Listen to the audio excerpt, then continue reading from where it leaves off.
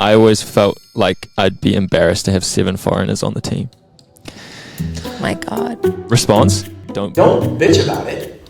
Go change it. Get involved in the sport, get involved in leadership, and make change the way change is supposed to be made. Otherwise, shut up and coach your team. That's what I think. I was losing my mind. Like, we were shouting at the TV. She is former professional runner, actually a Com Games champ. Some people don't like the word retirement. Some people are like, Oh no, I'm very retired. Yeah. Actually, also just the main reason you're on, former teammate of Morgan McDonald. So while he's not here, we can just get all the juice, all the secrets from Team Boss days, Morgan McDonald. You're a professional podcaster as well, so. I guess. Yeah, I don't know with how. Another former professional athlete that I know George and I love. Yeah, Eric Jenkins is... Love's a strong word. I'm really lucky that I don't have a single regret. I could like look in the mirror and be like, I am no longer world class. Like, this sucks. This is just the cost of doing business. People aren't going to sponsor a turd. Find out more on the Coffee Club podcast. Okay. Like and subscribe. Coffee Club. Grind your beans and grab your favorite mug. It's Ollie, Morgan, George, and Gus. It's them boys from Coffee Club. Boys from Coffee Club. Welcome back to the Coffee Club podcast. This is episode 208. We're your hosts, George and Ollie, holding it down while Morgan is just gallivanting around the globe. Our dear leader has left us and forsaken us to the Southern Hemisphere. He has. And very excitingly, we have a guest in the studio. Yeah. We pulled it out. We actually got somebody in. We really did. And one we've been lining up for a while. All it took was Morgan leaving. Yeah, it helped make it out. happen. Yeah. She is former professional runner. I thought still an athlete. She was trying to tell me she's not an athlete anymore. Actually a Com Games champ. 2 Commonwealth Games champions sitting on one couch. Unbelievable. You don't get that very often. World Athletics Athlete Commission member. Also just big time podcast host. Aisha, Praught, Leer, welcome to the podcast. How are you? I'm so great. I'm so happy to be here. This is incredible. Your whole setup is elite and professional. And I'm stunned. I mean, this is... Is this the dream for the... This is the dream. For the Off the Rails? This is the dream. We'll give you guys a plug. Yeah. It is called Off the Rails? Yes, correct. What does that even mean? Off the rails. Like track running. rail? Yeah. It's a double entendre. So off the rail, you want to be, on the rail, but off the rail. But we're not necessarily like safe for work. Or, yeah, I've listened. Yeah. It's gone off the rails is the other meaning. Well, this podcast goes off the rails quite frequently, so you're very at home here. Yeah. It really is. No, we got a bit lined up for today. Actually, just the main reason you're on, former teammate of Morgan McDonald. So while he's not here, we can just get all the juice, all the secrets from Team Boss days, Morgan McDonald. Now I guess we're all former teammates of Morgan. Yeah, Morgan. It feels like we're just like an ex-girlfriend, ex-boyfriend club, and he just keeps abandoning Eskimo us. brothers and sisters. It's like Morgan's that, teammate, like the Leonardo DiCaprio meme, where it's just like 25 years old. It gets to that time where he's like, it's time to move on. Yeah, but we're gonna do a small. I'm not even gonna call it a recap. It's an NCAA. I don't know. For how well we covered it last week, yeah. Exactly. Basically expect that, but the aftermath version of what we think was interesting. And then we'll get into some Aisha lore. Yeah. And also happy Thanksgiving. This is Thursday, I think. This will be the Thanksgiving. I hope that you guys aren't watching this on Thanksgiving, but if you are, make sure that everybody on the table is watching. I know we've asked you in the past how you watch Coffee Club, and a lot of you force your partners and friends to watch us. So if that's the case, do it in a setting where everyone's thankful for Coffee Club being up on the. I mean, I feel like at this point it's like Lions, Cowboys, Coffee Club pod, right? Yeah. Like that's what two monitors. That's what happens every year on Thanksgiving. Like the Lions have to play, the Cowboys have to play, and Coffee Club pod is on. Yeah. It's on the TV. It's a tradition now. We come out at 2 p.m. That's like basically football. Basically football time. So we have 2 screen section. I take it back actually. It's Coffee Club pod and then it's we're above, Lions and we're Cowboys. above the Lions and the Cowboys for sure. Yeah. So I hope someone's split screening us You know that like YouTube TV where you can choose your three screens. That'd be excellent. If anybody does do that, please take a photo and send it to. I don't know. I doubt it will, but that would be great content. Or even just edit it in. Like maybe it's not real. Slightly different physiques. It's like us on one screen and then like massive NFL people on another screen. Like same but different. Yeah, just get the wide spectrum of athletes just doing their thing during Thanksgiving. Ollie's been bashing on turkey all day already. I mean, like, this is my hot take with Thanksgiving. I just think turkey's super overrated. But it's not even a hot take. I don't think it's a hot take, but like, so my last Thanksgiving, I made short rib lasagna. I know George is a big like red meat lover. I just feel like red meat needs to make more of a dominant stay when it comes to Thanksgiving. I don't know, Aisha. I don't know what you think. I mean, you've been to one of my Thanksgivings. I have been to one. I was very great, like fortunate enough from the gracious hosts of Will, Leer, and Aisha to come to your place and have an amazing Thanksgiving. I know you guys love hosting that. This year you're in. We're in LA. You're in LA, so you're moving on from that, which is a shame. But hopefully next year. Next year. It's supposed to be we'll fucking be freezing here, so I think it's gonna be cold. You chose a good time to leave. Great. Yeah, but we have been bashing on the turkey. That's honestly fair. Like a poorly prepared turkey is worst case scenario, like the driest, most terrible, tasteless situation. So you gotta brine it, you gotta lock it in, you gotta maybe smoke it, treat it well. But Smoked, Americans don't really eat a lot of lamb, and I think lamb is a really good Thanksgiving option. would be a great option. What a take! You're preaching to the choir. What a take! What a take! I love it. New Zealand lamb specifically. Yeah. Go get down your local Whole Foods. It's in the behind the glass. It's direct from Beamish Farms. Yeah, from Beamish Farmland. So good. It's actually on sale right now, so I think it is. maybe I did check it. Maybe people do have it. Is the farm actually called Beamish Farms? No, it's called Aupai, like the actual land. But okay, we maybe there was at some point the company was called Beamish Farms. It's not anymore. No, because I checked. We did some research on that because I wanted to make sure I was buying the right lamb. Otherwise, but it is in Whole Foods. Yeah. Is your family like direct sending you lamb to power your They should athletic pursuits? They should be. I wish. Should they be? No, I don't even get a Coffee discount. Club Pod? I'm trying.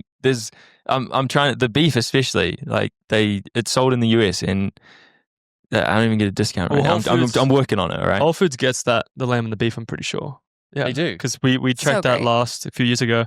But do you and Will, who's in charge of the who's in charge of that really important responsibility? It's a combined effort. It's like I prepare and then I alley-oop it to him, who then does the cooking. He will smoke the turkey, but days in advance. We'll like get it in the brine, get it ready, line it up, and then he can just. All right, maximize. Just best dish quickly. Mashed potatoes. Mashed potato. Thanksgiving? Yeah.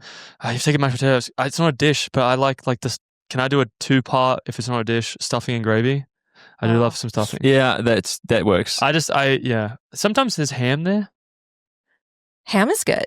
Ham's okay. Thanksgiving you going to? I'm going to a Thanksgiving where there's just like different types of meats. Just all the meats. Only meat. I was going to say potatoes as well, but like, do you like yams? Like the sweet potato marshmallow thing? Oh no, fuck no. It's a weird combo. It's terrible. It's a weird combo. I don't like the sweet savory combo stuff. Yeah, I kind of just like to separate that a little bit as well. Thanksgiving is the best. I think outside of the turkey, which if you fuck it up, it sucks. Thanksgiving is the best holiday and it's the best meal. Like I'm thinking about all the things I'm excited to eat and my mouth is watering. Also, it's a good, like, I think with Christmas, you have the similar vibe. However, there's the whole like present thing. Like I just like the Thanksgiving idea of like you're with your friends, you're thankful for being a part of a really amazing group of people and you're eating, football's on, everyone's having a nap. It's fantastic. Perfect. I like the simplicity of that. Just being with your friends and enjoying that company. So wholesome for Ollie. He's a family man. He is. Look at that. I enjoy it. But sometimes people have, different variations. Friendsgiving is always fun. I did a Friendsgiving recently. I made spicy sticky pork ribs because I can't touch turkey. I'm too scared of it. But also we've already showed my opinions on that. But Friendsgiving is also I really enjoy it too. I love that people were making little lead ups to it. But yeah, well, that's our Thanksgiving talk, I guess. We've gone through. NCAA lacrosse. Yeah. Let's do it. Time to get into what we happened only yesterday.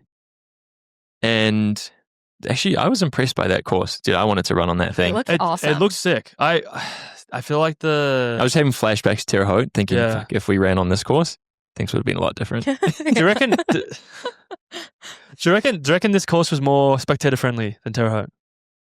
Do you think spectators enjoyed that course? Not more? spectator friendly if you were on the inside of any turn. Yeah, Because you were probably getting you run were over. getting absolutely bulldozed You're by getting run half the over. field.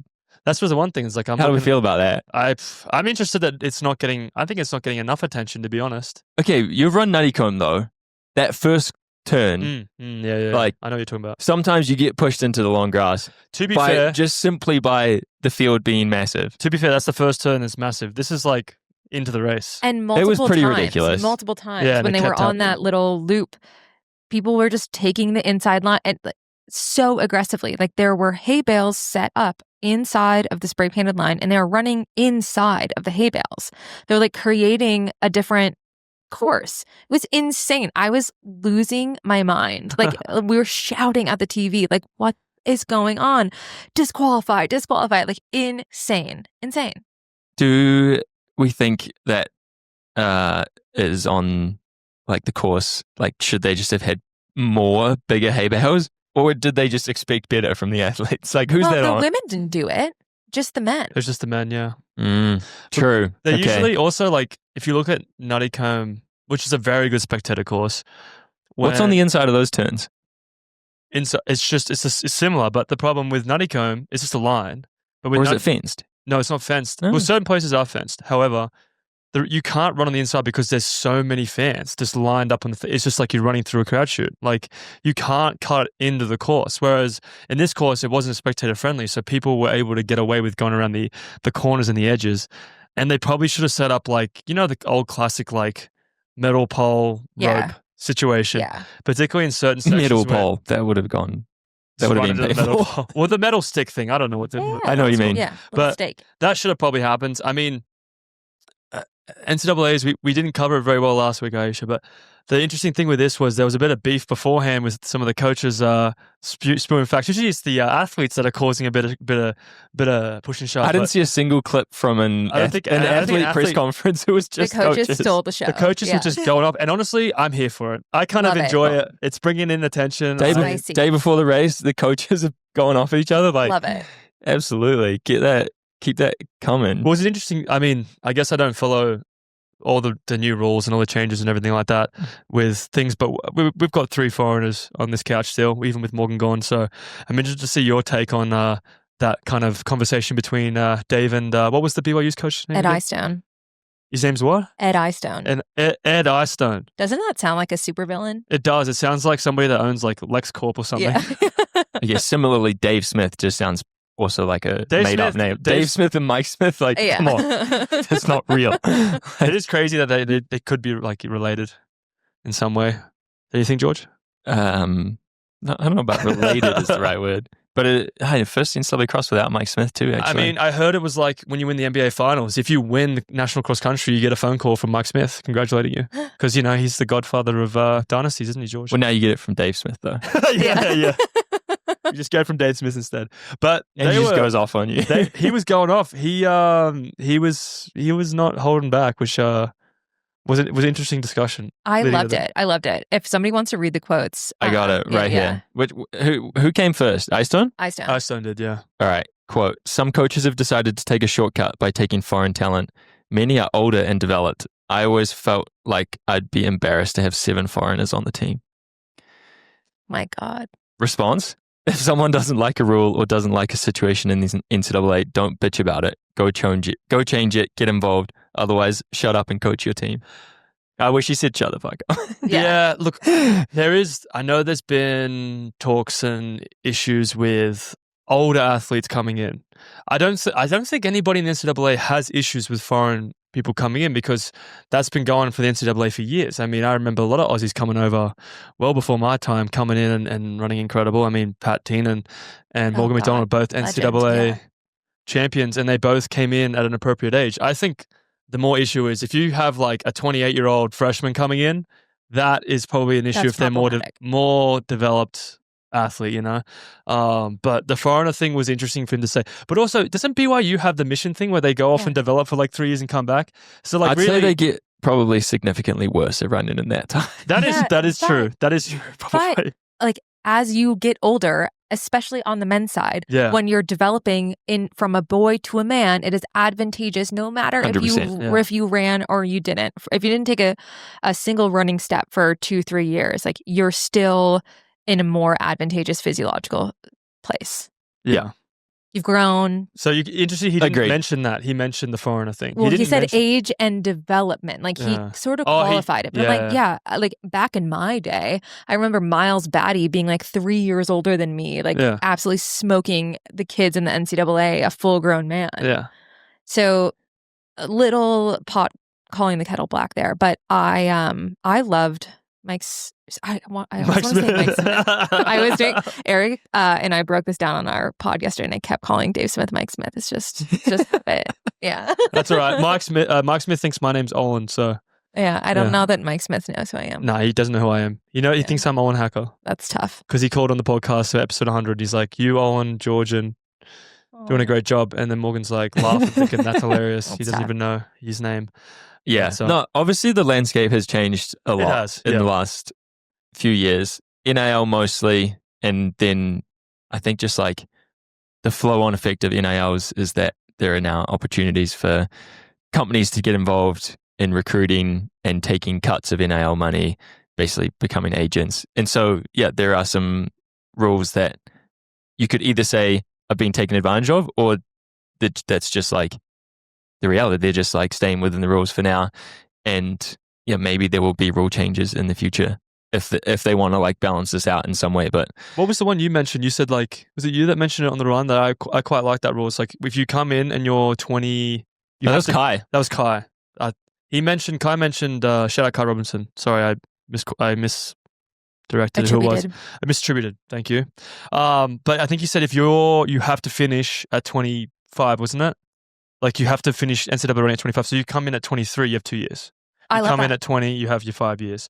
Yeah, it was something like he said once you turn 25, you can't 20 or 21, your 5 years starts. Yeah. And like you get however many you get based on when so you if you start. come in at 24, you have 1 year. And I think that's a fair thing because this is college. And the whole point of that was I don't think the international thing is the issue because like looking back on it, I'm sure a lot of Americans too are very, very grateful that it's so competitive because it makes them better. Right. And winning an NCAA title is such a massive deal.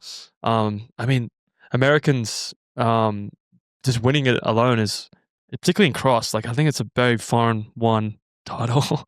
But yeah, I think that's a good idea by Kai. I think at the end of the day, we have to decide what we want the NCAA to be. And in the past, it's been a development platform. Yeah. And there are incredible performances that happen, people that can go compete immediately on the international world-class stage. But historically, it's been a development platform. So if we want to retain the development platform, I think an age limit makes the most sense. But I think that there are actually a lot of people, unfortunately, I would call them not cool people, who think, who don't like the idea of foreign athletes being at their school or in the NCAA. And my experience as an athlete has been shaped a lot by and mostly by athletes from other countries. Like, I think that there is like a discipline and a desire that if you leave like the comfort of your home country to go somewhere else and to like pursue something really hard, like you're stuck in and like you really want that.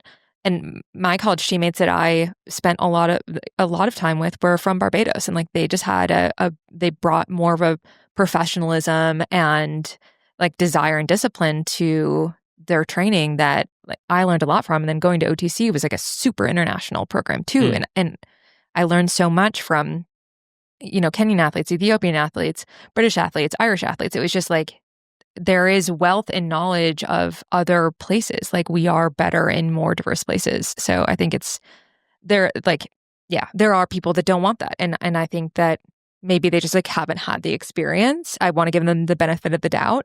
Maybe they just like haven't had those great experiences that like we've all been able to have.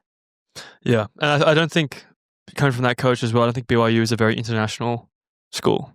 No. I think it's a very American school. And like, I mean, Colorado for a long Rory time. Linkletter. Make sure. Oh yeah, Canadian. Yeah. Well, and I think like Colorado for a long time under Wetmore did not recruit. I remember. I think did you ever send an email to Colorado? I think I sent an email. Definitely didn't get a reply. I got a response. I think they just had a flat rule. Like I had a response because I didn't know. US only. I didn't know, and he said, "Best of luck in your journey, but we did not recruit internationals." And I think the reasoning was he wanted to develop American talent, which is fine. But they also can happy to decide that. Like no one's forcing anyone to take foreign athletes. But if your reasoning is, if Wetmore's reasoning is, I want to develop American guys and I'm not going to recruit internationals, he's not saying explicitly you can't come here. That it's wrong. He's saying that this is how I want to operate my program. And in general, I believe, looking through my career in the NCAA as well as you two, I imagine, is a lot of the internationals and the Americans brought into what they became, that bridge, that development to becoming the top world class. Like, I don't think Grant Fisher would be Grant Fisher without Morgan McDonald. I don't think George and I would be here without each other. I don't think even like a lot of the top guys coming in through the NCAA would say that guy who's a foreigner made my experience worse. It probably made a development better of like, this is a guy that I'll probably compete on the world stage and I get a chance, an opportunity early on to compete against them. So I think that's something that is overlooked, and I think it's the age problem. This age. Well, I think as well as I think Aisha's right. If the NCAA decides it wants to be a developmental league and not a professional league, then age and like NIL income matters. Both have to be almost like capped, because if you can just make like unlimited money in college, then there's nothing to like. It's a professional league. Like it's just nothing to then incentivize you to turn professional, basically. I mean, we joked and about same with an age. If you can be any age and make any amount of money, then there's no difference between NCAA and professional. Let me go back to the NCAA. We joked about Drew Hunter going back. Like Drew could definitely go back, and just compete now. Totally. Like you got 5 years. Just got 5 years fresh. eligibility. I think I have 2 years if I want to go back. So it's just that sort of thing is like, well, at the end of the day, if you want to keep it a developmental situation, like a bridge for a lot of athletes to take that next step, then that definitely needs to be addressed. But and there are Americans still throwing down. Rocky Hansen. Yeah. I mean, Jane looked good the last section. I mean, to be honest, it was hard to. It's always cross. I don't know how. Like it's hard to measure. Like, is he gonna get him? Because there's like it could be 5 meters where it's like, oh, he's coming at him, but that move from Hampton was so sick. It was. Like basically, I don't know if he just like crossed the 8K mark and was like, all right, I'm gonna sprint right now with the backwards hat. The backwards hat. But that was like swaggy. the most decisive move I've seen in a while. He just like sprinted for like 100 meters, gapped the field, and then held everyone off. It was honestly so sick. That was very cool to watch. Yeah. If I had the ability to do that in my body, like that's what the move I would pull all the time. How good do you have to feel it? 8K He said he felt very good. He was ready to go. I mean, this is a guy too that's been runner-up twice before, so you can imagine his desire to just get out in front and just hold it. Was that to Blanks both time? I think it was, right? I think it was. Blanks was like double. I think he won 2 in a row. Yeah, it was the same because they swapped jerseys the last time that they met, which was actually kind of sweet. Yeah. But to get that win for him, I can imagine it's like, I'm not coming second in this race. He's probably visualized this for months. He'd be like, I'd rather just blow out and go to the back or just win this race. I think another second would have been hard, but he made them work for it the last 2K. If anyone was wondering if Rocky Hansen was legit or not, that should answer that question. Yeah. I mean, he did run 13.0s last year. We looked up, but I mean, there's like 2650 guys. He's in between basically. Yeah, he's going to be. And head-to-head competition matters to me so much more than a time on a paper. 100%. Particularly in cross country, because you can't judge a course. It's all about the athlete's ability to win or to beat the other athletes. So, and also shout out to Gary Martin as well. Gary. I didn't recognize him. I like. When he went across the line, I didn't recognize him. 7th, I think. Yeah, I think he was. Yeah. How could you not recognize him? He has, what do you mean? Such a look. He didn't have his glasses on, did he? Yeah, he did. Oh, I must have missed it. I was like, is that him? He doesn't have his glasses on. That's how people feel watching you. I was like, I must have wigged out and just saw it. But I was like, where is he? Because I was looking for him. He was near the front most of the way, right? Yeah, he was up there. I was looking forward to seeing him race. That's pretty good. Was he top American? Also very good from a. Oh no, Rocky was top American, but very good from a 3:48 miler. Yeah, cross country is so hard. Yeah. Well, I mean, mid D wise, that's probably one of the top performances. I can't think of another mid D guy that's performed pretty well like that. Well, I mean, in that case, then Salami 16th as a 144 runner. That's very good too. That's nuts. That's actually pretty nuts. I'd give him Move give to him a shout out 15. for that. Move to the 15. Yeah, honestly, he probably could run a really good 15 right now if he's doing that. He's got the natural ability for sure. Yeah, that's insane. Shout out to the NAU dynasty though. They did okay. I think we were 8th place on both sides. we were still top 10. Like I was pretty impressed. Yeah.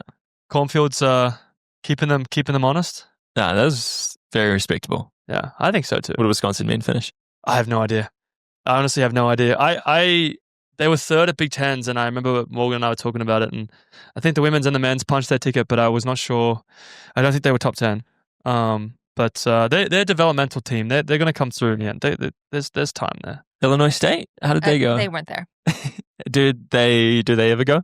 No. Did they go when you were there? Nope. Did you go? Nope. You didn't go on your own? No. It's not crazy. What region I was is 12th is that in Great the Lakes? Midwest. Oh, I was 12th Midwest. in the Midwest region and didn't make it. That's crazy. How did Midwest would have been pretty deep. It was really deep. Yeah, It how was do you like qualify? super deep. You got to be as an top individual? 5, don't you? Without with it's callback like with. Oh yeah. yeah. So you probably with were people that 12, aren't but on the you were probably team. like maybe like a couple I spots was probably off. like 6th. Yeah. Yeah. You were probably the like one individuals. spot off. Yeah. Wow. Also, finishing off the men's side, Iowa State didn't perform as well as I thought they would. 100 points off. One of for their guys got wiped out trying to jump a hay bale. Trying to hurdle get the hay back on bale. the That was course. Iowa State? That was Iowa State. Oh shit! I Yeah. thought that was somebody else. Yeah. That makes a lot of sense. Well, then that's what you get for trying to cut the course. Yeah. Yeah. Commentators didn't even notice either. He's just like, They finally at the end they said something about it, but man, it's like you Yeah, it's were a actually bad surprising they boy, weren't so you mentioning it. got. yeah, maybe he was asking for that. Yeah. Needed his hurdle technique Yeah. improved. Needs some- or needs a he little just wasn't cutting the tutorial course from enough. George. You need some tips from He needed to George. cut the course even more, so he was on the inside of the hay bale. It was just way on the inside.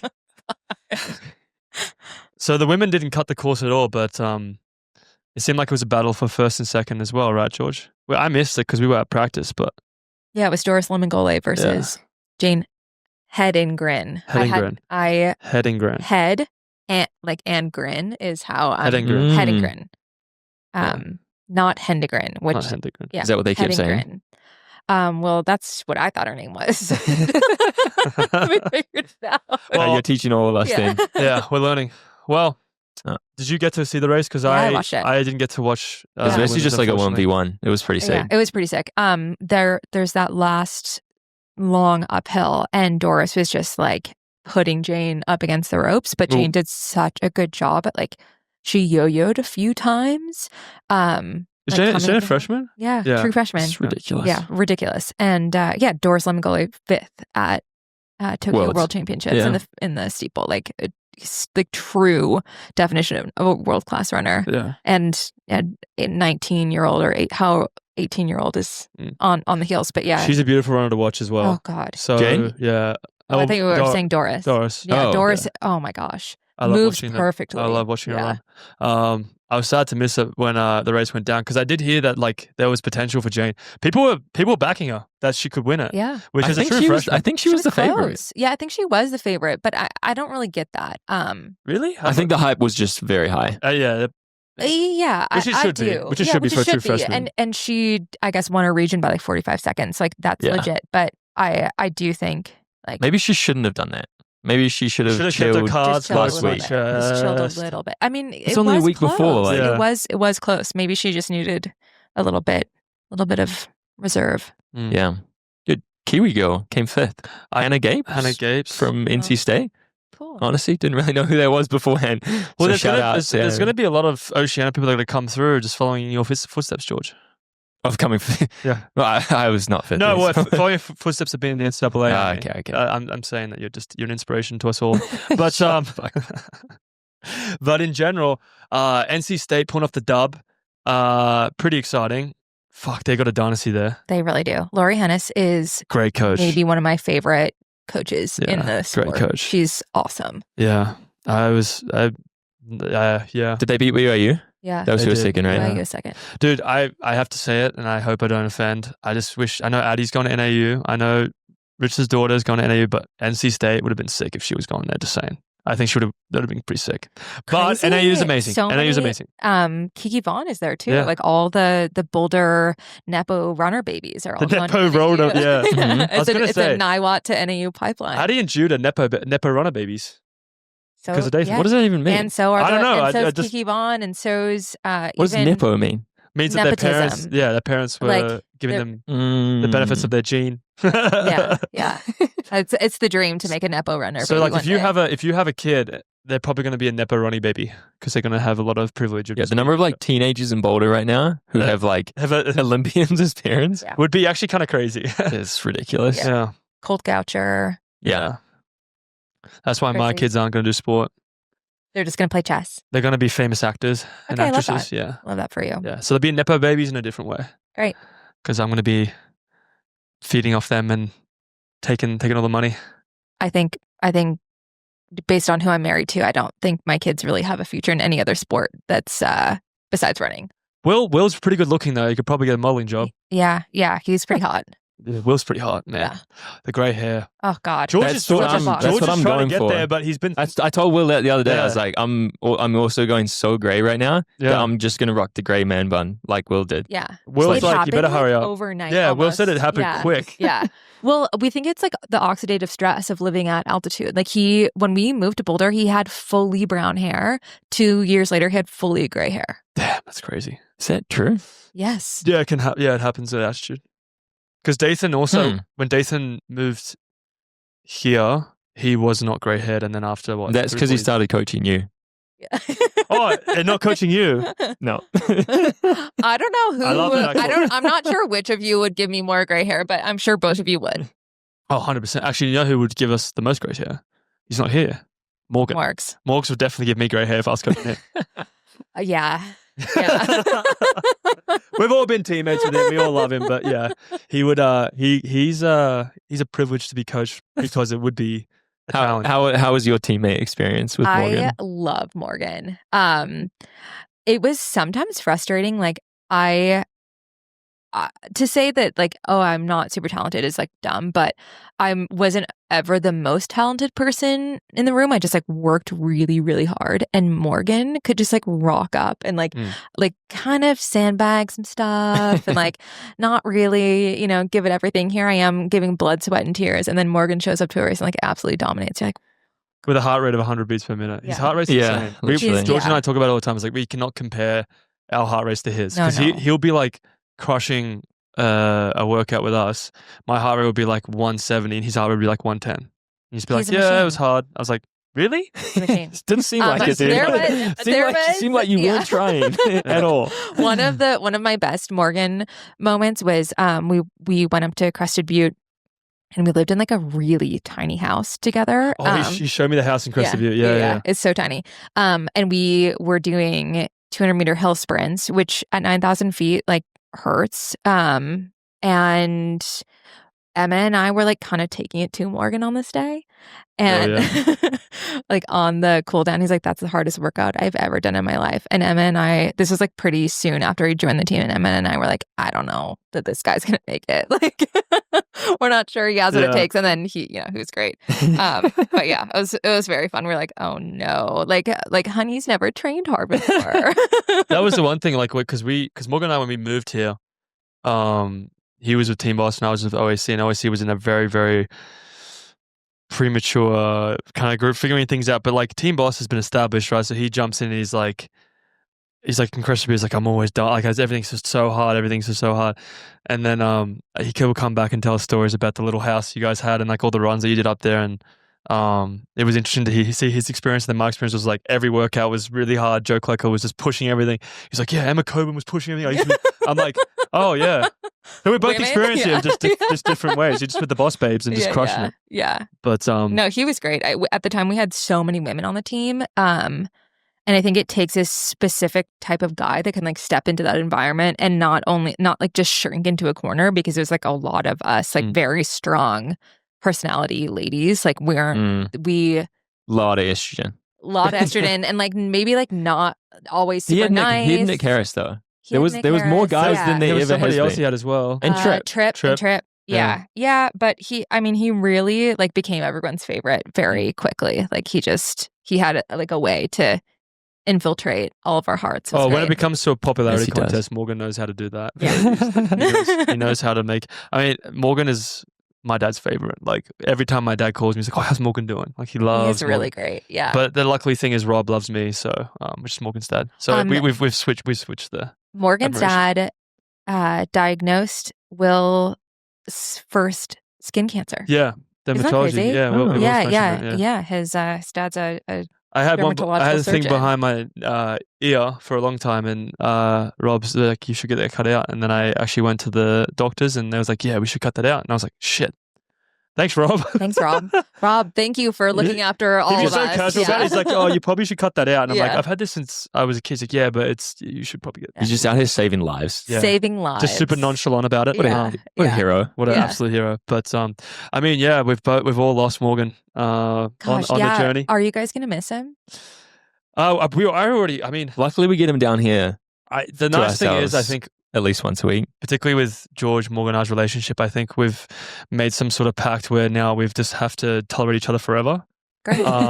So that no matter what happens, no matter where we end up in the world, like we're always going to be together in some form. And whether that's like, in a couple of weeks we have a text or a conversation, or we do the podcast, or we hang out, we're always going to have that connection. But definitely at practice, it is strange because he does bring like a very, what type of vibe he brings to practice. And like, I really enjoy that vibe because I think on the team, like George, like myself, like I usually say too much or stir things up, and usually I need to shut up. And Geordie's the opposite, where he's quite stoic and quiet, and then he'll bring up a couple of comments here and there, but we don't have like the middle ground. And I think Morgan's always been that middle ground. And then having that removed has just been a weird adjustment for us. And like, I know we all miss him, and not just George and I, but Kai. We were saying Joe. on the leaving episode, was that like we could feel two things at once. Like we're all sad and that he's not at practice and we miss him there, but we're equally happy that he we love him so much that we want what's best for him. And he's Exactly. he actually looks great right now. He looks the best. Yeah, I'm really excited. Yeah. I think I'll be at World Cross actually, so you Oh, better yeah. be there too. Actually, as we record this, it'll be the day after. It'll actually be today. Oh, it'd be on the day. Because It's on it'll be Thanksgiving. yeah, 'cause it's the day before. in Oz it'll be Friday. Yeah, so as we're recording this, as you're listening to this, sorry, not recording this, but he'll be running. Hopefully he'll. Between now and then, hopefully Tom will put something in the description how to watch, or follow or something. I don't know So how check below. AA is doing it. There'll be something. I mean, the Discord, you guys are amazing with the Discord. So every time or there's just a race check for us, you guys figure it out. just check but- Seth O'Donnell's Instagram. Yeah, he'll probably have a live stream of it. Oh, I can't wait for that duo to duke it out. But What's up? It's Oliver Hoare here from Coffee Club. We've got a special announcement. Core is currently selling Core 1s at 50% off, Core 2s at 20% off. And I tell you what, you don't want to waste the indoor season. That's their motto. Go check it out. Try and be a world champion, heat champion, like our very own George Beamish. You guys should do that and will do that. And I have faith in it. All the best. See you later. speaking exactly. of, your career, Aisha, how's it been being an athlete but taking a step back from the professional life? How's retirement? Is Alex asking? Yeah, Some people don't like the word retirement. Some people say, I'm not retired. I'm very retired. Yeah, not an athlete Yeah, did you do like anymore. a soft retirement or was it like a No, it was like very much like a hard, hard retirement. Yeah.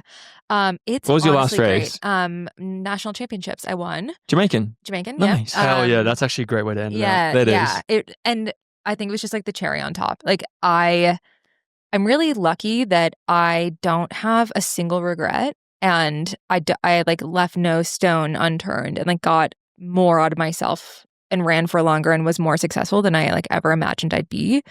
So I have nothing left. Like I have nothing left to accomplish that I didn't accomplish. So I feel awesome. Like I jog, but I'm more just like a lady that's going to Pilates and getting ready for ski season. Like, Yeah, I was gonna running. say Oh, yeah. skiing now, like that must, because that's something that I obviously I'm not thinking about retirement, but for me personally, but I'm thinking more like in the future, like, I'm looking forward to that part of my life where I can do things that I wasn't able to normally do. So for you, I imagine skiing is a factor. That must be exciting. It's really exciting. And when I was an athlete, I was like very rigid. So I said no to a lot of things in life because I wanted to. You were dialed in. I was dialed, baby. The sacrifices you make to be dialed in. And like it's like, I would talk about this a lot. It's like, for us, it's not a sacrifice. For everyone else around us, it's a sacrifice. But like, we're doing exactly what the fuck we want to do. Yeah. But now. How's your knee for skiing? It's a bit dodgy. Because you've made 2 Olympic teams in between Olympics and the steeplechase. In between that, tore your meniscus on my bone. And then went to the next Olympics in the 1500 because you could no longer steeplechase? Yeah. Dude, that's wild. Yeah, it's really wild. I think that's like part of why I feel like so happily retired is like there is no juice left to squeeze out of these legs. Like this, like we are done.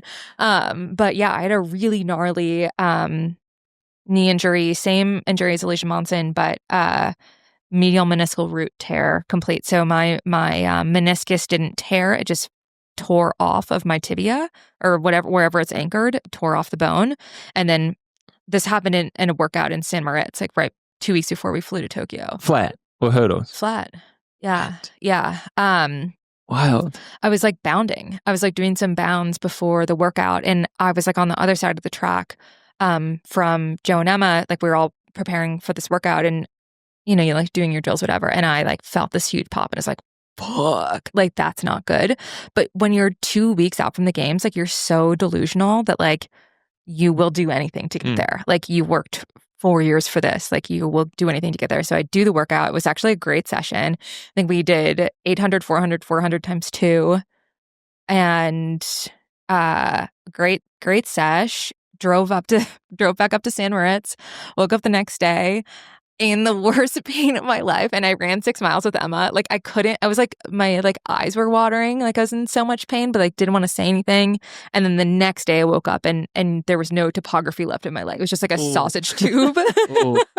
Like lost the knee. So yeah, I ended up seeing the like Olympic doctor there, like the Swiss Olympic doctor, got an MRI and he was like, you should probably go home. Like you can't compete. And then I've had the same roots, like yeah, I had an MRI there. Me and Dayton started crying when they saw my MRI. That was an experience that I had. Like it was when I was like, oh, you know, I probably just like have to take like a week or 2 off. And the MRI thing came up, and I saw Dayton's face. I was like, that's bad news. That's bad news. What was your injury? I had the osteoitis pubis. Yeah, God. Because like that's a tough one. I was like I couldn't run, and the San Moritz MRI like is in never the a good donkey, one. like from a donkey in the crotch. Yeah, like, it is just like it was horrible. so, and like Neil Gooley and a few other athletes have gone through it. Joe and Mario have had similar injuries. Will's had it. Mm-hmm. Nick Willis had it. Nick Willis messaged me. He's had it. I think a lot of athletes have had it, but for me, it was so far extreme because I ignored it for so long, thinking that it was because it feels like a soreness that you've just had a hard workout. Yeah. And luckily, from like Mario and Joe, they were smart and they thought there's something wrong here, where I was like, I've never been injured before, I don't know, but like, yeah, it was a devastating thing. But like the St. Moritz, like the Switzerland, like you better go home. It's like, dude, I'm in fucking St. Moritz right now. I'm trying to like shut up. I'm about to go to the Olympics. So Swiss about it. They're like, you must fly home tomorrow and get surgery. You can no longer compete in the Olympics. You're like, brother, no. No, I'm not doing that. Yeah. But yeah, so came back from that. I ended up flying there, got my knee drained, which was such a relief. Got a cortisone injection to get on the line and ran the first round. A couple days later, flew straight to Vail, got knee surgery, and then really like gave everything to try to make my 3rd Olympic team. I think the highest world rank I had gotten to, I was like, all right, I can like, I'm going to have to move up once more. Like I'm going to have to move to the 5K because like the ballistic nature of the 1500, as you know, just like takes a lot. Also, it was an interesting period of time where a lot of those races, like people were they're just getting like seconds and seconds and seconds quicker in that event. Exponential. Like it was like kind of crazy. Whereas like previously, it was more of a like tactical kind of like people didn't really care about how fast you're running. So you're like, oh, okay, I can kind of get through the the loopholes here, but that people were just like people were sprinting. Like So it was people were not making the final running 3:57. Yeah, it was Like, that's an nuts. insane time Yeah. for 1500 Yeah. for women and for men. So like moving up, it would seem like a realistic option for sure. I think I got to like 36 in my world rank in the 5K, and it just like wasn't good enough. It wasn't good enough to like be. I could like look in the mirror and be like, I am no longer world class. Like this sucks. Like I don't really think this is for me anymore. Like it's Having really that fun to be good. is, I mean, it's a very hard thing to do because your whole career, you're like, I'm in that world class arena, Yeah. and it feels fucking good. It up there. feels Yeah. good, but it's hard. It's hard Yeah. to. Some people don't have that realization, or they just Or they do, and it's hard, right? Like I mean, I've had the same therapist for 10 years, so like I have a lot of mental strategies to handle it. So I think like I put in a lot of work to be able to look myself in the mirror and be like, yeah, you don't got it, girlfriend, and that's okay. And like you gave it everything, and you have no regrets, and like just try to be great at something else. And that's, I think, one of the hardest things for an athlete to do is just move on and decide that like, let me Sounds try like a very something else. healthy way to leave the sport. I mean, one of the Not that you've left no. it. Well, you're still actively involved in the sport. It was just an interest. Like the way my brother was always could have been destined for way more greatness than I could have ever been in sport. But he like look back at when you were 15 years old and you're looking at where you wanted to be, and then look at what you've done now. Oh my God. Like even if you Unreal. didn't make a national team, you have like ran in college. Yeah. You've like done all these things. Like it's hard when you keep succeeding and then you're like, I'm just going to keep going. It's like as an athlete, it's very hard to be like, there's no like final date or final thing. Like you don't have control of that. You have to let that go. My brother's saying that as a carpenter who loves to drink beer and flirt with women. I don't understand. Like He sounds fun. He's so like he's just he's just got that mental mindset of like you would have been an amazing athlete, and he was an amazing athlete.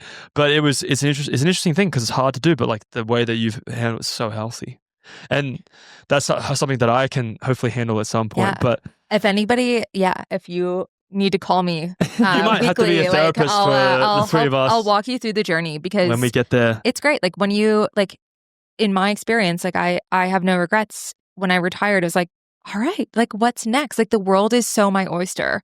I can do whatever the fuck I want. I make the rules. Like I can say yes to anything and everything that I want. And your world just becomes so much bigger, but it tastes sweeter because you've denied yourself like the earthly pleasures that like you didn't have as an athlete. What was the first, like when you did that, when the retirement happened, what was the first thing that you're like, I'm doing this? Like, what was there something that you're like, I've always wanted to do this? Yeah, a couple things. Like, I really wanted to learn to ski, and I wanted to start like road biking outside. Ooh, Yeah, cool. yeah. So got into those things. I also like really never drank as an athlete. So I definitely probably overindulged for What's a your few drink months. of choice? What was your? Oh God. I love red wine. Like if I'm just cozy at home, Yeah. but Do you have the wine and yap? Like The what? this is the thing that my girlfriend and I do is where we get a bowl of wine and we put on a really shitty TV show. We just yap about things. God, that sounds great. We do that. Sounds so great. And that's been something that like, I mean, my girlfriend is not an athlete. So like for her, like this is just like a fun thing to do. For me, I have to be very restrained with how I do things because I get excited. I get overzealous with things, particularly with drinking. But because I love it. But yeah, that's something that's like being like I could imagine one of the funnest things to do is like have a bowl of wine with your husband. Oh my God, so and fun. just talk absolute rubbish, and it's like the best thing ever. Yeah, That'd and have like been amazing. Was Will just like waiting for you to retire? yeah, oh for sure. Yeah, he's like, so you could he's like, both be retired. He's like, I know you're fun in there somewhere. Like I'm just holding on for the fun. I love it. I mean, it's great. It's like there still is a bit of deprogramming for me of like for instance, like I have to tell myself like, yeah, you can have a second cup of coffee. Like it's okay if you're like you can go to dinner at 8 p.m. Like I was just very rigid of like I ran at 9 and 4:30 and I ate dinner at 6:30 and I went to bed at 9 and like all of these things like over and over and over for 12 years. But now like just the idea of like going, like we went on a date last night in Denver. And like the thought of going to Denver as an athlete, I was like, oh my God, no way. Like that's so exhausting. I couldn't possibly drive 35 minutes to go to a city. Oh my gosh. And now it's like, oh yeah, we go have dinner, like a late dinner, go walk around and look at Christmas lights and all these things that like I couldn't conceptualize. I know that this makes me sound really lame, but like I was really lame as an athlete. But it is just like the ability to have fun and be like unencumbered by the reality of the ramifications of your decisions when you're an athlete. Well, I mean, like in general, like I can imagine when you like go into that point, you're like, oh, like the anxiety kicks in. Oh, I should have doubled. Yeah. Like the exercising thing is like, wait a minute, I can just go and have a drink. Yeah. I could run in the morning. Yeah. And I can go to Denver at 8 p.m. Yeah. and have a lovely dinner. Yeah. It's with really my great. husband. It's It's crazy. really great. So who runs more, you or Will? Will. No. Yeah. Will's like sneaky fit all the time. It's kind of annoying. He is my like goal. I think I've really like just taken a year of having a very soft life. And I think I'll get fitter. Like I'll get back on the wagon at some point. But like he has a rule that he wants to be fit enough that he can say yes to everything. And It's a good rule. I'm not there yet. Like I, unfortunately, like a lot of my friends are still pro runners. I'm like, God, you guys are too fucking fast. Has he been, how long has Will been retired from running? Since 2021. So not that long. 4 or 5 years. That's not that long. Yeah. But I mean, the thing is, he could probably get into a workout and just. Oh, he does. And like he'll. That's kind of where I want to be. I kind of want to be in that spot, but I also want to be able to like I have love for surfing and other sports where I want to be very fit to be able to do those very easily. Yeah. With my mates, but we live right by Centennial Middle School, which is like a little dangerous for him because we'll like go walk or we'll go like see the Team Boss girls. Like if for whatever reason Niwat's closed down, they'll work out there, and Will just gets pulled into so many workouts of like oh, I'll just go warm up with the girls, and then it's like, oh, Dom's doing whatever by a K. Like I guess I'll hop in. He was helping Dom out. Yeah, Dom did mention that. Yeah, I mean, like that's the way you kind of like the balance there seems pretty amazing. Yeah. And now, you're a professional podcaster as well. So I guess. Yeah. I with don't know another former professional athlete that I know George and I love. Yeah, Eric Jenkins is love's a strong word. I love Eric Jenkins. I think he's very funny. He's very funny. My personality on the podcast is trying to be him. Like he's naturally fucking hilarious. He's also so brilliant and so unhinged. Like if I could spend one day in his brain, it would be the best day of my life. Like I'd probably lose my mind probably. But, it's like a Mad Hatter situation. Aside from Coffee Club, like obviously, what was the inspiration for starting this? So funny. White guys love to think they invented podcasts. We were waiting for that comment. You've now done it. We got the clip. I asked for that one. But we needed that because when we did start the podcast, Aisha, we were like sitting there, and Morgan's like, everyone does fucking podcasts. Like, because at that point, Sit and Kick was actually pretty big with Rabbi Ribich and Josh Kerr. But we were like, oh, everyone doing it, and then we've kept doing it. And now we think I think Moba's first review was what running really needs is another podcast run by 3 white dudes. And then Morgan looked at it and goes, am I white? And I'm like, yeah. Yeah.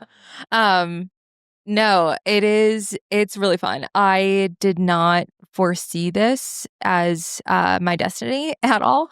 But yeah, so we are 6 months into having a podcast. We record weekly, and I got pulled in. Like my first gig with Sidious was the Paris Olympics, so like no pressure at all. And that went well. And Eric and I just like had such a rapport, which we were in Eugene at the same time, but like weren't friends then. And we just had enough people tell us that we should have a podcast that we're like, I guess we'll try. And it's been really fun. We just like shoot the shit and we talk about running, but like it's like a gentle touch into running. I think like we kind of get more of like the fringe folks that like are maybe newer to the sport or like aren't gonna hardcore necessarily listen to the other Sidious content, which is like pretty hardcore running stuff. But yeah, it's really fun. So you like you're bringing people in. We're bringing people in. You're kind of like the more world view of running, and then you've got the nitty gritty Yeah. Deep fans. We just really don't take ourselves too seriously. We just have fun. We enjoy Yeah. that for sure. Yeah, I've listened to a couple. It's good. Thanks. Yeah. I've You seen guys some are funny. clips and I do agree. It's pretty good. I was like, oh wow, like cities have done a really good job pairing these two together. But now I know it was mostly just people saying to you guys should probably do this. Yeah. Which is what, like, sometimes you gotta listen to the fans. You listen to the fans. listen to what people say. Well, that's exciting. So how much is Sidious your boss? How does That's a good how does question. that That's work? a a great good question. question. We like Just call like them waiting our, for when they buy us out for like $1 billion. Yeah, we call them our overlords. Like they pay us and we do things for them. So there is an exchange of goods for money. But yeah, I have like a pretty serious corporate job, so this is all like fun on the side stuff. Like it's like feels like very like giggy and like a fun side project. So I don't feel like they are my boss. I feel like they are like my like number one hype men and supporters, but like it's a very convivial relationship.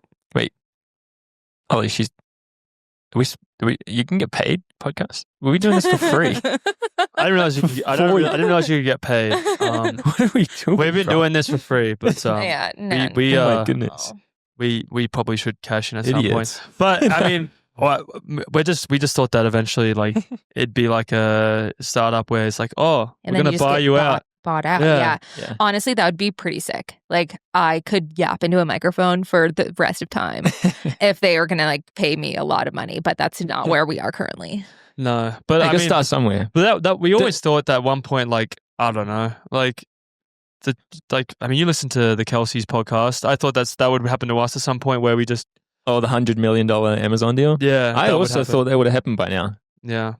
It's weird that it hasn't. Keep dreaming, guys. yeah. Like I think Exactly. you're doing great. Well, I think that the great thing is, I think Geordie's girlfriend starting this new food craze. You guys should check it out because she could become massive from that. I could see that 100%. A lot of those food Instagrams and TikToks that people Yeah. love that shit, and it gets really, really, really lucrative. So, fingers crossed for you, George, because that could actually lead us into our podcast getting bigger. If Jenna is successful, we become 100%. successful, and then I'm trying to push Meg back into a theater, and maybe she can become an actor or something. And then we've got Cinta, who's just going to become an absolute boss on the track. So hopefully we sugar have mommies. our partners. Yeah. Sugar mummies are going to lead into, And then we can keep just doing it for free. like Yeah. the Kelsey podcast, and then we keep it. Yeah. Yeah, we just do it for free. Yeah. So does it feel like you and Will, who obviously works in running, will be involved in the sport? I don't know about indefinitely, but for the next little while, like, yeah. I mean, does it feel like the right amount of still in the running world? sometimes maybe too much? We talk about running now more than we ever did when we were athletes. Like, Really? it is a conversation every day. Especially with his role in sports marketing, and both of our like deep entrenchment into sports governance is like quite consuming sometimes. We're both like potentially a bit too heavily involved in our volunteer roles, but for now it's really good. And I don't know, like back to the Dave Smith. I was going to say my You did it well. Yeah. Yes. Like the Dave Smith thing of like, I actually really liked his comment of like, if you like, don't just bitch about it. Like if you've got something to say, like fucking change it. Like, Yeah. Because that's our job.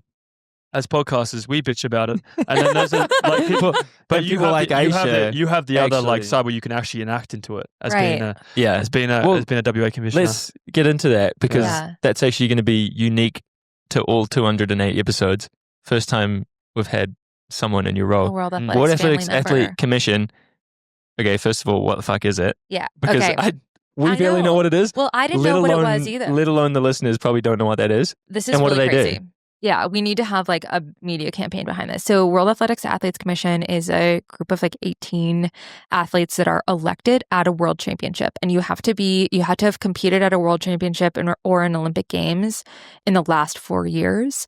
And all of the athletes at that championship vote for you to like become the athlete's voice. So World Athletics governance is split into the council and the Congress. It's kind of like the House and the Senate in the US.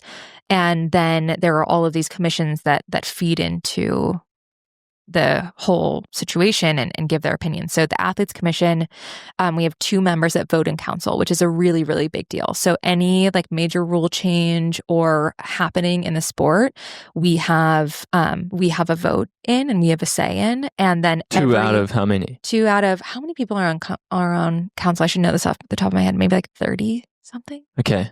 Well, we can fact check myself.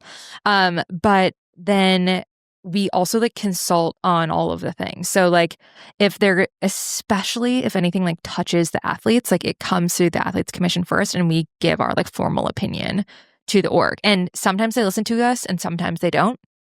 But in moments where it's like actual critical feedback, they take what we have to say like very seriously. And then from that Athletes Commission group, a lot of us then sit in other places within World Athletics. Like, for example, I sit on the governance commission. So I deal with all of the rules within member federations and aligning like the New Zealand Federation with the Australian Federation with the Jamaican Federation and like making sure that everyone's following the same set of rules.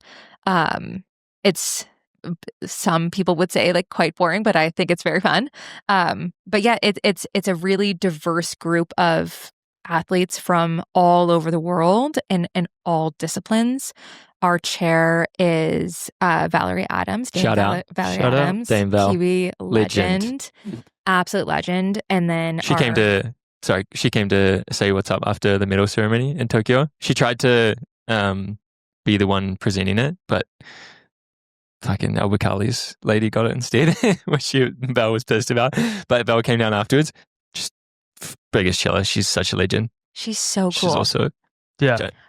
sister of Steven Adams, NBA player. Most ridiculous family. Honestly, the gene in that family, Nuts. insanely athletic. Insane. She's just so cool too. She's very cool and she's very smart and very like commanding of respect. Like she is one of the true greats in our sport. And hopefully there's a future there that she can kind of go up the ladder. I really think that Val at some point should be president of World Athletics. Like she's so smart and she has like such a good vision for the sport and such good perspective. And she has a lot of respect of a lot of people that she's earned. And we need that young blood going through as well because there's a lot of old farts in there. Yeah, but I mean, a lot of, let's just say a lot of the things that are run in the world are run by people that are, I'm going to say it, out of touch with a lot of the things that are coming through that can be changing the sport in such a positive way, not just for the young, but also for the old. So how often are you getting involved? Monthly meetings, right? Yeah. Plus quarterly long meetings within our, within the Athletes Commission, and then probably monthly ish with governance. I've been on some like special projects here and there. One was the Human Rights Working Group. One was the Gender Diversity Working Group. And those were each like probably 100 hours of time. Oh, wow. Spread throughout the year. And it's often like really challenging hours of like 5 a.m. or midnight, just like very odd hours of the day because we have to accommodate for like our colleagues in Hong Kong and our colleagues on the West Coast of the US. Like it is just like every time zone in between. You just have to sort of try to balance all the voices that are important. Yeah. So what do you guys like? What should we be getting excited about in the sport? Yeah. Or like what's happening? Yeah, what's That's happening? What are you guys That's a really doing good right now? question. What are we working on right now? We really just worked on the timetable for LA 28. A lot of people not happy with that. Yeah, which is surprising to me because I know a lot of people were consulted and people did like it. That were consulted. Yeah, the women's 100 meters, that one got a lot of attention. It did. 3 rounds. Does it include the round that is before? Because there's a round before. It has to. It's day one. It's day one, Yeah. so it has to include everything. Yeah. I know it is conflicting, but as you're saying, like when we have to like reorient for different audiences, I think that sport is at a really interesting place right now where like obviously performance matters, but there's also now a demand for entertainment. Like it's not like in the TikTok world where we just want new content all the time. Like we never want to say the same thing twice. Like there needs to be more of a thought behind like a true entertainment package.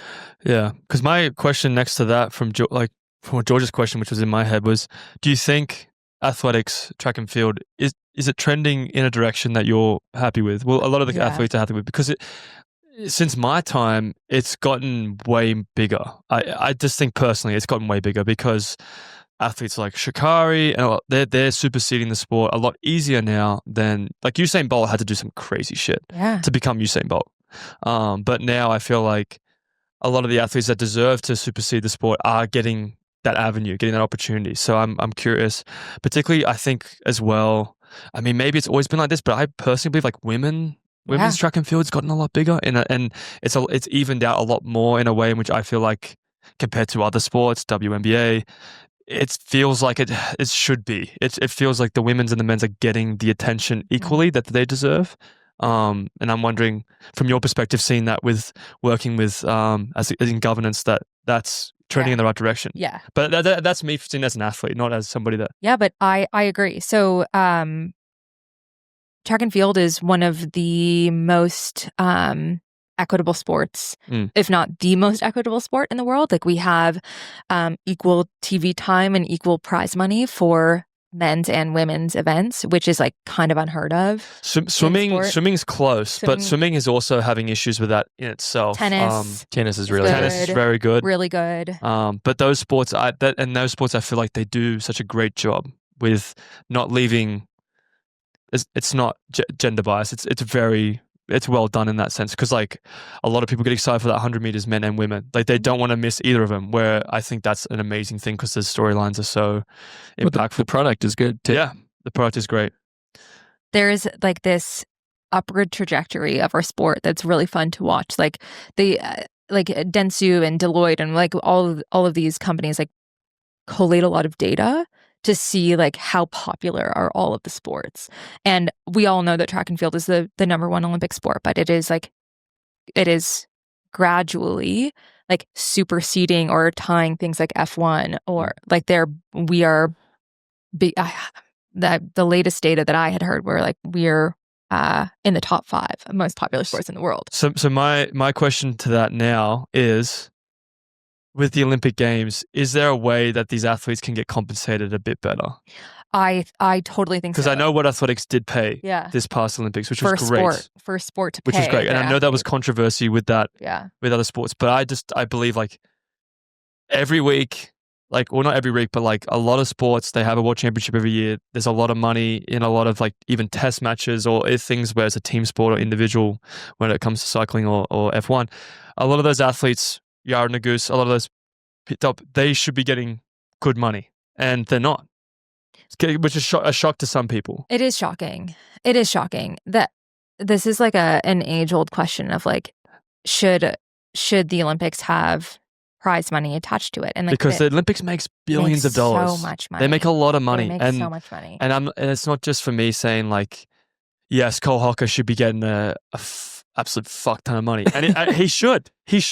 However, is there a way in which now the Olympics has all this money, they can fund air conditioning for a lot of the low income, like a lot of the federations that don't have the money, because these athletes are going and they're staying in hot box rooms, they're staying on cardboard beds. People complain about that. The money's there. But how does it become a sport where it's like the Olympics still gets all the money, they get super profitable, but how do you also put the athletes in a position like you are a world-class athlete, you get world-class accommodation, you get world-class treatment, which I think it is getting there. But it's very hard because, yes, the Olympics has every single country in the world. There's multiple events. It's not just one sport, but it would be nice to see some sort of profit-sharing model. Yeah, it'd be interesting to see how it goes, because like track and field is, like you said, the biggest. And I think particularly like, I'm sure you've experienced it with a lot of people you know that are Olympic medalists. When Yard walks around at Central Park, he's very noticeable. He's a very noticeable individual, but he is big. Like at some points I'm thinking like, this guy probably needs some security. Yeah. But we know he's not going to fight for himself. No, well, he'll stand down. It's like, no, like I will do this later because I'm doing this right now. But I mean, you know, when Beamish goes back to New Zealand, he's probably going to need some security as well. But it's just in general, I'm feeling like the trajectory of that is like I want to see like some of those athletes that have medaled or some of those athletes that are just so big. I want to see them not having worries financially, like just getting the financial incentive because they probably made a lot of money, not just for the Olympics but for their brands as well. So I think seeing the rise of like competitor leagues to World Athletics is just going to rise the tide for all the votes. Like Grand Slam. R.I.P.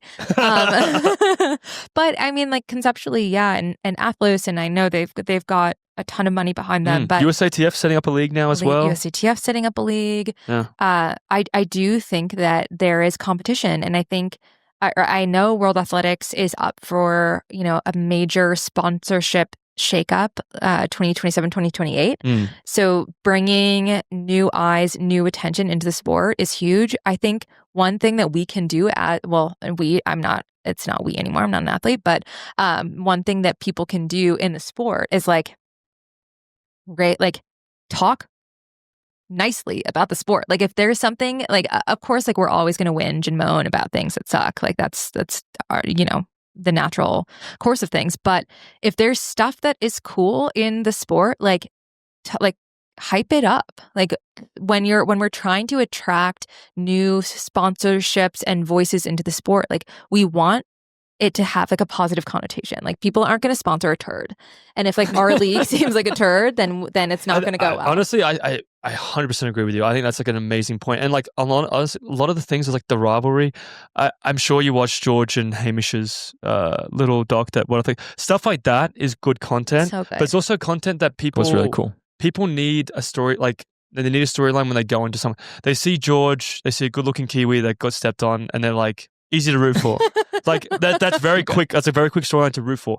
However, like some people's stories that you don't see behind, like the lead up to getting there, like a lot of that stuff is super cool, and I think it needs to be addressed more. I think like that stuff is where people need to voice their opinions of like this story's happened or this like. Media. We need more media. We need more media and more podcasts. More podcasts. and then podcasts should be paid millions of dollars. Millions of dollars. Not just athletes that are currently in the sport, but athletes that have also just retired. They need to be getting paid millions of dollars. But I agree. Like there's got to be a positive spin on it. Yeah, 100%. Well, remind me, Matt Hughes's. He position? just finished his term as vice president. Okay, that's what I thought. Yeah, does that mean he's out? He's out. He his term ended and didn't like with the time limit of when you competed at your last World Championship was unable. And he I think is now the high performance director for Athletics Canada. He is. I saw him out there in Tokyo. But between the two of you, sport. How did Ultimate not end up with a steeple? Oh God, I know. So what we're promised is that the events will change based on the country where they're hosting. So I guess Budapest, Hungary is like not a big steeple nation. So they're having hammer throw, which is huge in their country. It's like there are events. I was wondering that how they wax ended up and with wane. hammer and not shot put. Yeah, well, you were in Budapest. Like, were you? I can't remember what days you were competing, but the days that the hammer was on was nuts. It was like the thunderous crap. It's interesting. It is. Michelle, Seems like the when I was kind in of thing they Oslo, would Michelle be into. came up, and she's a fan of the podcast, surprisingly, but she also works with Seb quite a lot and with Lord Co. And she was asking me questions like, just like, you guys have ideas, you guys throw them out all the time on the podcast. Sometimes they're stupid and sometimes they actually make some sort of sense. But she was asking me stuff like that. And I said, look, like an athlete's package, what can we get an athlete's? I'm like, honestly, like, I'm sure you were similar to this. An Uber met like $50, $100 of Uber. Because like for me, like if I'm in a really cool place like Budapest, I want to Uber to a coffee shop. I want to Uber to a cool restaurant. To a bath. And if you want to like... Dude, a Hungarian bath. If you're in Tokyo, you want to like Uber to a spa or sushi place, some cool stuff. Like, and if you want to get the most out of that money that you're giving to those athletes, get them to take a photo or a video and then tag. Yeah. Like, oh, I got this Uber thing and I did this. Like, that is a really good way that you can help the athlete be able to get around, but also like. Love that idea. Yeah, and she's like, oh, that's great. We'll write it down. And she already had amazing ideas in this athlete package because there's not it's not like a usual world championships, suddenly ranked top 12. Yeah. It's Which like is going to like be the best very, of the best very of the best. And there can be multiple people from multiple, like it can be like 4 people from the US or 8 people from the US. But like stuff like that, it's like that's a really good way. And that is media content. People see that story, they want to sponsor it. Like this, like a spa house might be like, oh, we'll give you some money. You can send the athletes here and they get some benefit, they can get some money, and that sort of stuff is a really good idea. And like you said, it's a positive storyline because when we're a very fortunate sport where we get to travel internationally and we get to really appreciate other people's cultures, but also get to do things that are really fun. And that's just another cool way of adding in like a little slice of like an athlete's story or journey with it. Because, if New Zealand ever pulls their fucking finger out and hosts a championship, imagine going to Beamish Farms. Oh, man. And that'd just be being so able great. to like wrestle down a sheep. Yeah. And, like stuff like that. Like, you could go and watch the haka being performed or something like that. Even though like I think it's do you overrated. do the haka? I did a lot in high school. It's overrated, Aisha. It's not overrated. It's the is. sickest thing ever. Nah, it's not. I mean, as a Wallabies fan, it's not.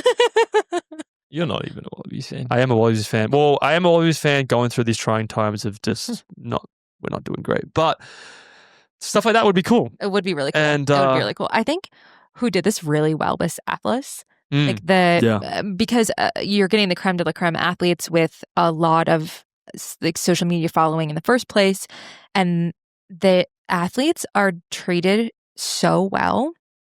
I think to the level that they deserve to be treated, but unfortunately, our sport just like hasn't had the financial backing to meet these expectations. But like the women at Atlas are staying in a beautiful hotel.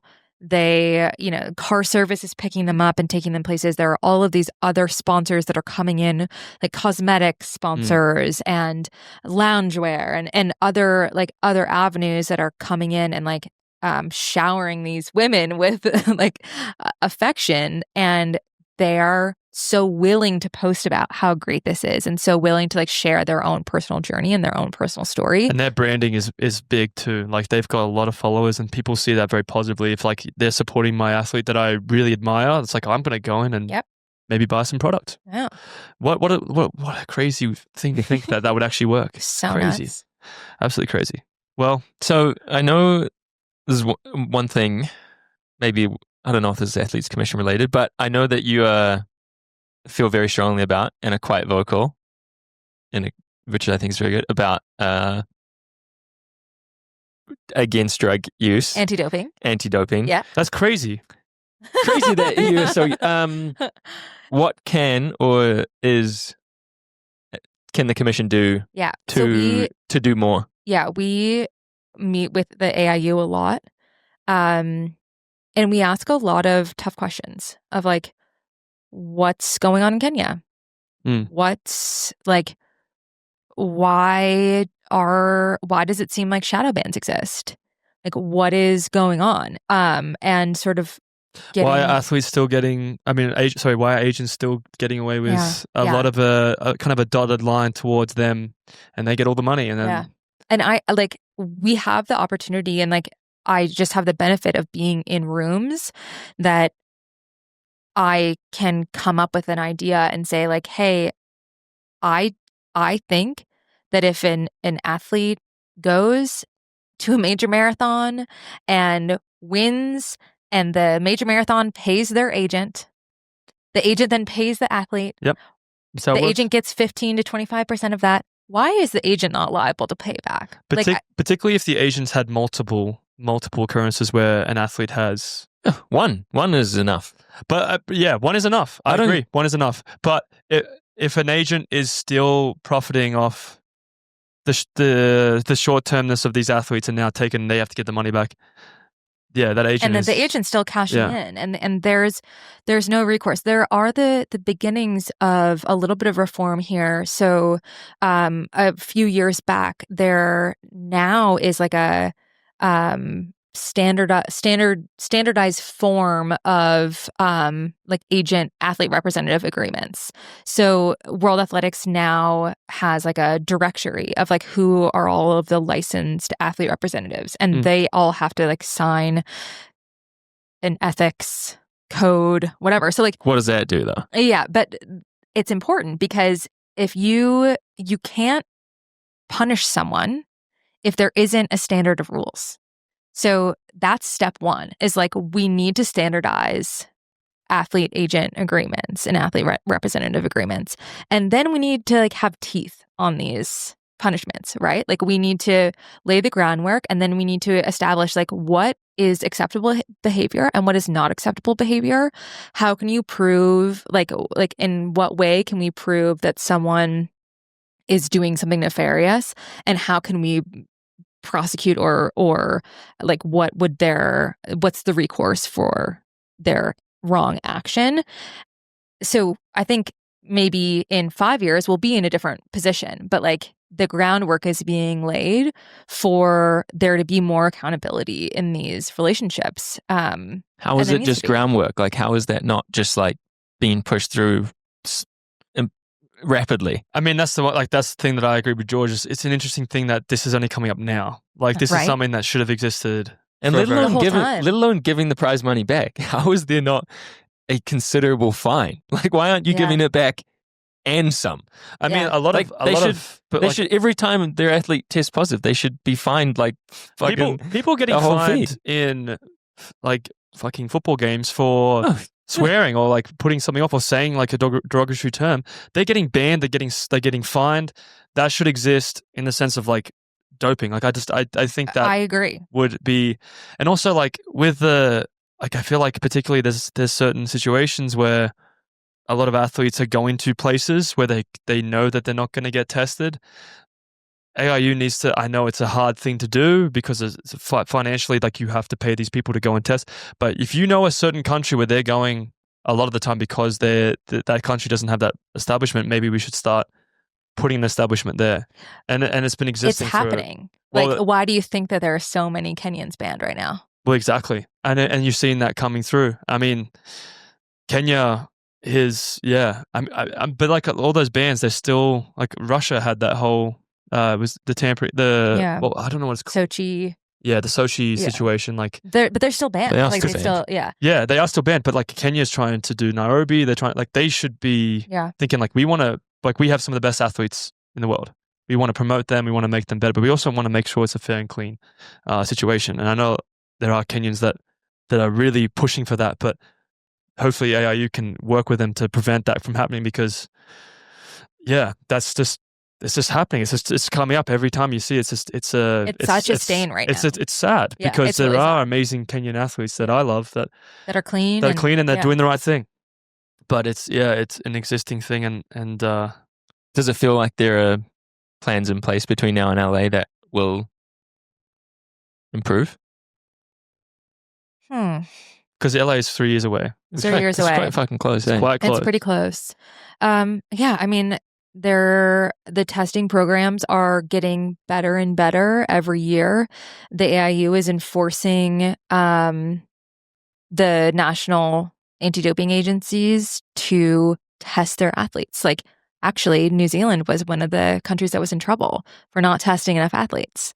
Like, they're trying to make the piece of the pie of the people who are not, that end up top 8 at World Championships. They want everyone to have an out-of-competition test. Right now, that's not even happening. There's like a very small percentage of people that aren't getting enough tests. So their job is to like go into the federations and be like, this needs to happen. Like, these athletes need out-of-competition tests. Yeah, I mean, I got tested last week and it was out of my window, and I was like almost shook because usually I get tested in my window because I was in the AIU pool, the world testing pool, and then my results haven't been as good, so I got pulled out. But I'm still obviously in the Australian testing pool. But like, when I get tested, it's usually at a race or like when it's easier for them to test me, which I'm always there. It's like, you get tested, you get tested, like at the meets. But then for this one, I was this is out of window. I was like, oh damn, honestly, the more random the better though. Yeah. But that's what I like. You almost want it to be like, I've had a test I want them to track my phone. That's what I want. Oh yeah, we've talked about this a lot. Like, it's dude, like, can we opt in? Yeah, I would opt in. I was like, you find me and and test me. I don't care about my privacy. I always said, like, put a chip in my arm. Like, I do not give a shit. I do not give a shit because like the one I'm thing not with going the windows, anywhere. That I'm trying the windows and the timing and stuff. Like, I'm trying to like, it's like, oh, I got like, like I'm trying to do all these things, and the app is frustrating. It's gotten better, but it has been frustrating sorting oh my that God, out. the app used Because to I'm be trying to put so in my bad. things like, And I've it would got this going crash. on. I'm trying to change it. Yeah. And it won't let me change Oh, it. I'm like, God. I'm actively trying to change it. Let me tell you, when you retire, it is like that was one of the first things I did. It's like I can send in my imagine. medical retirement of like, Uh-huh. do not like the freedom Because from 6 months whereabouts. afterwards, I think you still get tested Yeah. after retirement, which is also fair. Yeah. But not having to worry about a window can So nice. be nice. Because like It's so I nice. had a thing where I went to the movies with my brother and Jackson, and I changed my window the night before to 8 o'clock, and the movie went over that because we had made a spontaneous. We were like, oh, let's go see a movie. So I'm like, shit. So I changed my window, and the app I was changing it to 10 to 11 on the day, and it says like, look, they could test you here, but you're changing your window, blah blah blah. And I'm like thinking like, okay, I'm trying to put the app in, and it kept logging out, and I'm like, dude, I need to change this window. And this is like 2 hours before 2 or 3 hours before the window was coming in. So I'm trying to do it at 10, and it's the same address. It's the app thing. I'm like, fucking do it. And then eventually went through, and my brother's like, why? I thought this would be like super, like robust, really good app. And I'm like, no, it sucks. no, the app is like Yeah. haddish. Like people are Yeah. trying to log on the app, but it has gotten It's better. To better, their credit, yeah. it's That gotten a was lot better since I've been on it. Huge. Yeah. And I know the USADA app is also like not as good. Yeah. I've know there's been a lot of issues with that app with logging in too. That is one of my, like, Will and I get in this fight all the time. I do not understand why American athletes like get their own app. Like, just do the Adams app. Just do the Adams And if app. they were like, on the Adams app, I reckon it'd be even better because they'd put more people into Yeah. it. yeah. And the Adams app I always get a good laugh because my picture is me with a wig and like makeup on and stuff. So every time the testers come in, they love my photo. It's just me with like a photo thing. But You become good friends with the testers. yeah, over I mean, time. like the lady Yeah. that came for my outer window test Do you last have week. Rainey? She's from Denver. I think she's tested me a few times. I've had another person that was different too, but she's from Denver. She's super nice. She does my blood work, and then another guy Watches watches me pee. But she came. She's like, "Oh, you moved. You got a new house." I was like, "Yeah, I moved." And then she'll see Gus, and I'm like, "Oh," because sometimes I forget. It's like, "Oh." When they knock on your door, you're kind of like, "Oh yeah, I'm sorry about the dog." And they're like, Yeah. "Oh no, I know Gus." And then Gus would come up. So cute. So like they become part of your life. Yeah. I mean, and that's been a nice factor of it too. I just wish they could track me because I always know, I have a I know. whereabouts reminder at 8 p.m. every Yep. time, and I try and be forward with it. But like life happens sometimes, and Yep. I'm like, I need to change my window, and it's like the app is not succinct. But being in the US is also a lot easier because like they will check the app immediately. I've Which is missed nice. one test in my career, and it was just so stupid. But I was flying to Belgium, and my hour was I like put it to 8 a.m.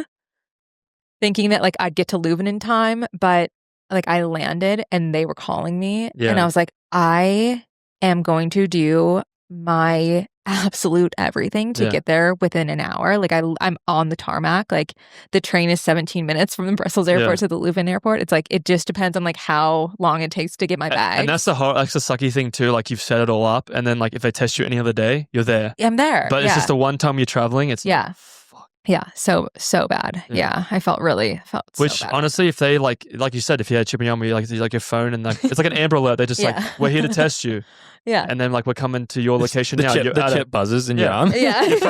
your phone buzzes like, you are at a Denny's. We are coming to test you at this Yeah, Denny's, and I'm like, yeah. okay, I'll get another Okay. pancake, Yeah, and I'll just yeah. wait for you there. I'll get a pancake and another cup of water. Yeah, there you Get go. ready. But no, well, I mean, that's an interesting aspect of it too, because I think that was one thing that people always it's like, oh, well, how does the drug testing go? And it's like, well, there's like a window and it's like an hour, and I'm like, but they can test you outside the window. Yes, they can test you outside the window, but you have to be there at all times. Like, no, if it's out the window, they just wait for you to be home or Wait. you're there. Yeah. And they knock on the door. It's like, yeah. when they go in contact with you, like, we're here for your pee. And it's like, give me a second. You get like really comfortable with peeing Mm. wherever you need to. Yeah. Yeah. I think the funniest one I saw recently was, I think Gabby Thomas got tested at like an event. She was doing So an event good. and having a beer, and they were like, the testers were having a beer with her just sitting there. And I'm like, That's dude, so this is good. the vibe that I Yeah. would be like, Yeah, be yeah. so chill with that. Yeah. It's just a way of being a professional athlete. So One thing I love is when athletes have the attitude that like, yeah, test me whenever. Like I always think it's a privilege. Like sport is a privilege. Mm. Like it's not guaranteed. So No. like I want to play by the rules. So yeah, like test me whenever. Like this is just the cost of doing business. I get really frustrated when athletes are like, me, I'm tested too much. It's like, okay, well, do you want to be in the league or not? Like Yeah. just play by the rules. You yeah. got to do it. I also feel good when I've been tested because then it's like they still think care. I'm good. Yeah, they still care about me. Because when I got the out of competition when like tested last week, I was like, oh, I'm still good. They're still thinking I'm about still me. good. I know. Yeah. And they're asking me about all my races. I'm like, yeah, I'm doing this and this. I'm like, yeah, how was last year? He's like, oh, it wasn't too good, but I'm still good because you're coming here to test me. Because you're coming here to test me. Yeah. But and you get so robotic with it though. You got to be careful with the number. You know when you get the number thing, you're like, oh, I check the numbers, and I like check it, and then I check the bottle and I check the numbers, and I'm like, what if I like? And then they leave, and I'm like, what if I was like dyslexic and I forgot to check like a certain that'd be number? tough. Do you ever have that? No. You're just super certain like all the time. I always have doubts when I get like this. Like I've never was had that the an thought 8.7 or 7.8 or what? Yeah. when I'm looking at the numbers. Fuck, am I dyslexic? And I don't know. That's never happened. New fear unlocked. I'd love to have that certainty of like, oh yeah, this is correct. Because sometimes when I leave, I just get I get like, Get a little paranoid. Yeah. yeah, was that an 8.7 or 7.8? How close are you putting them together? You just like Yeah. I Just reread flipping them and then they read them too. So I next feel to each I feel other? confident with Yeah. like when On she's top. reading it. She's She's got like, a second set of eyes on it. yeah. I loved when so I haven't been in this house in about, I don't know, 7 years, when and everyone used to live in it. And I couldn't remember what the house looked like. I got up to the door and I knew exactly where I was because there's a doorbell that's labeled AIU or WADA for George Beamish. Like you do. So this is your own separate doorbell. Does it just go to your room? it's in my That's bedroom. brilliant. I Because- just have a dog and he would Yeah, he would Yeah, bark. that's good. That's with That's Gus. good Like the too. doorbell rings or the knock, and my dog goes ballistic. Just otherwise, like just in case the downstairs one's not loud enough, I just have it go off in my room It's so smart. because I'm upstairs. That's so smart. That is very This is a good. man taking anti-doping seriously, and we love to see it. It's annoying when My doorbell works though. So that some works people ring it and there's like fucking delivery drivers. Yeah, like, Like, damn it, dude. I'm taking it up. Read the damn sign. Yeah. It'll be like some random. I'll be like, no way. And I walk downstairs like, dude, who the fuck are you? You're not AIU. Read the. Yeah. Read the sign. Read the sign. I mean, it's not a big deal. Yeah. Have you ever been It's quite a good tested idea, like though. in the same week twice? Yes. I'm still waiting for that to. Oh no, that has happened to me. I think. Yeah, I think I had like an auto count, like in between two races. I think I got tested at the race, And then you got tested, yeah. Got tested out of competition. One of my strangest tests was like I had to get out of bed for it at like 10 p.m. in San Moritz. They just came in and called you and said, "Hey, we're here for." Yeah, like the doorbell rang, and I was like, "The fuck was that?" That's actually. And I'm asleep. That would be the craziest one though. Is like when you're like asleep and then the doorbell rings. Like that would be a paranoid thing of like, Yeah, is that yeah. drug testing? Because it's out a window, but I got to answer the door. And I'm Yeah. like, I had a San Moritz one while I was in the pool, like out a window. I was in the pool aqua jogging, so like obviously I don't have my phone on me. Yeah. Yeah. And someone like had to come to the pool, like walking alongside, like, dude, your testers are here. But that's I'm like, dude, I'm literally with in the pool out of working out. competition though. If you're not there, they're not going to be like, oh Yeah, they just had to wait Yeah. because it wasn't my window. Yeah. But it was funny because I was in the pool and they were like, I think they were ringing me, but like, Yeah. I don't have my phone Because on me. when I went to Seaburger with Robert and everyone, like that was when they were probably waiting in the thing. Because when I closed the door and I went to pour chocolate milk, they went bang bang bang. And I'm like, Yeah, they I were just got like home, staking and then out. I opened the door Yeah. like, hey, and I'm like, oh shit, all right. One year, Will got tested 3 times in 1 week, and it was like when it was maybe the second year that we started dating, and he didn't live in Eugene yet. It was just me, and he was there for Prefontaine, and he was like on fire, and yeah, he was tested 2 times before the race, and then after the race. I've always wondered if anybody's ever got tested like on the day of the race in their window. I feel like that's very he was unlikely. tested. I think forgive me if I'm misquoting, but like he was tested day of. Yeah, so that's crazy because That like the would be day of the crazy. race, Yeah. it'd be crazy to get tested because Yeah. they know that you're racing. So it's Yeah. like They might not if you don't put it in though, if they really don't know. But I always Yeah, put but- it in the but- label. I always Yeah, like you if I'm like have to. Prefontaine, Yeah. Yeah. like for the accommodation, I was like Diamond League Prefontaine, and then I Yeah. have like the that would be kind of The annoying if you competition. pointing off. Yeah. I mean, yeah. I wouldn't complain. I wouldn't Actually, complain. I shouldn't say it's annoying. Yeah. Great idea. But I would be thrown off. especially like if you're giving blood, like I need all these blood drops. Yeah. Like I Give me need that all back. my Do you put your activities in your What activities? Adams? Like, just There's like everything I do all day. yeah, they have that. Just I put in races. I think I would put it in races, and I would put in like sometimes I put in the gym locations. yeah, the times gym we're at the location. gym. Yeah. I put like where I I know still I'm have gonna that be in, practicing. even though our gyms terminated. Yeah, I don't have that right now. I should take that out. Change that. Whereabouts failure over here? I'm so used to going to the gym now. We don't have a gym anymore. Yeah, what's the deal? You guys just getting so weak with lifting weights? We're getting weaklings. We're weaklings now. Exactly. Yeah. Yeah. Who is the Australian Athlete Commission? Henry, the long jumper. Henry Fay. Yeah. Is that Fay? F-A. I know Henry.